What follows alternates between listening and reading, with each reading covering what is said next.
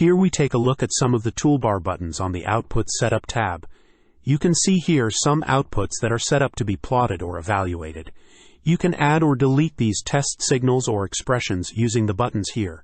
This button here allows you to configure the columns that are displayed. Click this button here to open the plotting printing options form that you saw in the previous module. These buttons here allow you to import or export the outputs that are set up using a CSV file. These up and down arrows here allow you to change the order of the outputs.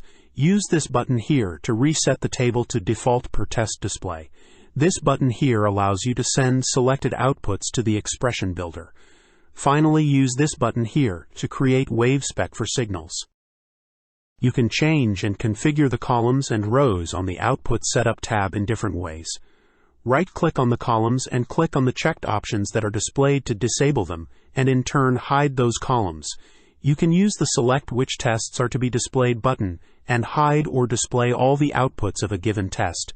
Use the Configure What is Shown on the Table button to hide or show output details. Also, you can change the order of columns by dragging and dropping them to the desired location. Here is an example of using the Configuration button in the Output Setup tab. Note that the signals and eval type choices are unchecked. This in turn makes them invisible in the Output Setup tab.